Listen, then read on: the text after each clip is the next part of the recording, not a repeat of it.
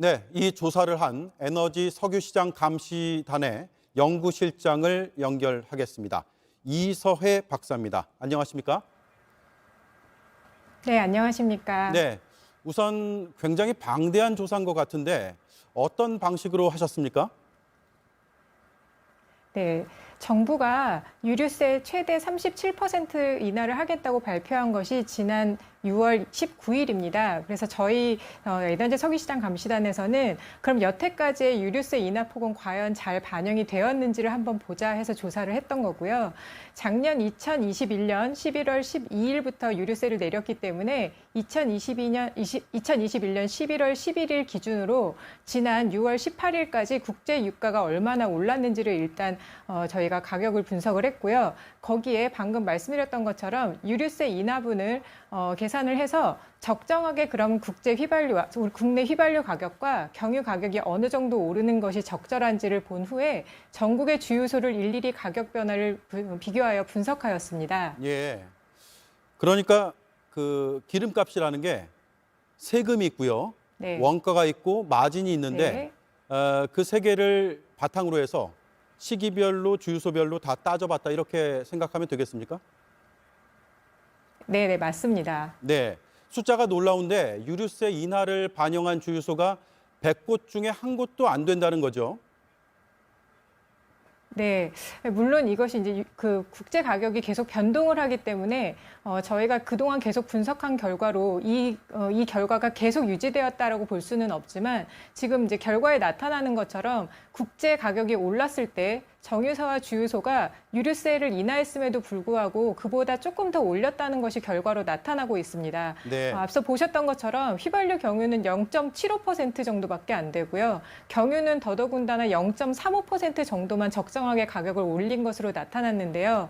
사실 이제 정유사와 주유소가 뭐 국제 가격을 반영하는데 또 유류세 인하를 반영하는데 시간이 걸린다라고 했지만 이것은 분석 기간이 7개월이 넘기 때문에 사실 그런 부분은 모두 그 말이 안 되는 얘기고 지금 결국은 국제유가 상승분에 국제유가 상승할 때 정유사와 주유소가 가격 정책을 좀 더 올리는 가격 정책을 썼다 이렇게 볼 수 있을 것 같습니다. 네. 사실 소비자들은 정유사나 주유소가 얼마나 마진을 남기느냐 이게 궁금하지만 잘 모르죠. 그런데 이번 조사 결과를 보니까 네. 대략은 짐작은 할 수 있을 것 같습니다. 특히 경유에서 마진을 더 네. 남긴 걸로 보이죠. 네, 맞습니다. 사실 코로나19로 국제유가가 좀 급락했을 때 정유사에서 경유의 마진을 좀 대폭 올렸었습니다. 그것이 2020년 5월인데요. 사실 그때는 정유사가 좀 마진이 많이 낮아서 힘들었기 때문에 그렇게 책정했을 수도 있지만 이후에는 다시 마진이 좀 돌아왔었어야 되는데 그렇게 높은 마진을 지금까지 계속해서 유지를 하고 있습니다.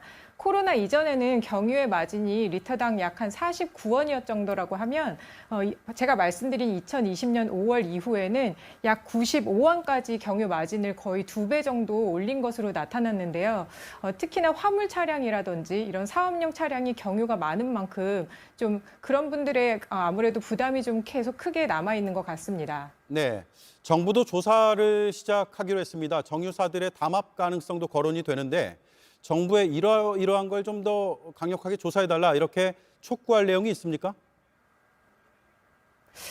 제가 방금 말씀드렸던 것처럼 사실 경유 마진이 이렇게 오랫동안 더 높게 유지된 부분이 있었는데 사실 정부에서 그동안 그런 부분에 대해서 좀 먼저 조사를 하고 정유사에게 좀 협조를 구했었으면 좋았을 텐데 그런 부분이 진행이 되지 못한 게 좀 아쉬워서 이번 기회에 좀 그 부분이 시정이 되면 좋겠고요.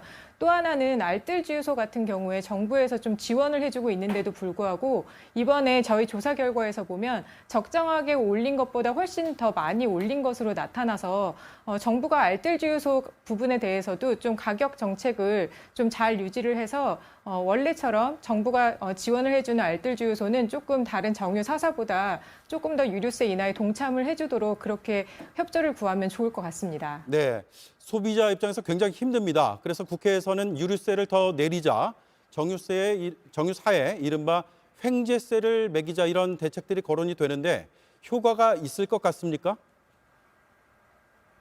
그래서 저는 이제 이렇게 지금 이런 급박하게 가격이 올라가는 상황에서 횡재세를 부과한다는 것보다는 전체 에너지원 간의 형평성을 좀 고려해서 어떤 에너지원은 어떻게 가격을 갖고 올 것인지 이런 것을 조금 더 면밀하게 살펴보는 것이 필요하다고 생각합니다. 사실 국제 유가라는 것은 아까도 말씀드렸지만 변동폭이 크기 때문에 저희가 횡재세를 부과를 했을 때 갑자기 가격이 급락할 경우에 정유사에서 손실분을 메꿔달라고 하면 그런 부분을 어떻게 처리할지, 또 과연 그럼 과도한 이익은 어느 정도로 보아야 하는 것이며 과연 이러한 목적세로 갈 것인지 또 어떤 세금으로 갈 것인지 또 여러 가지 부분, 이 세금을 어떻게 쓸 것인지 이런 부분을 좀 면밀하게 조사할 필요도 있고요.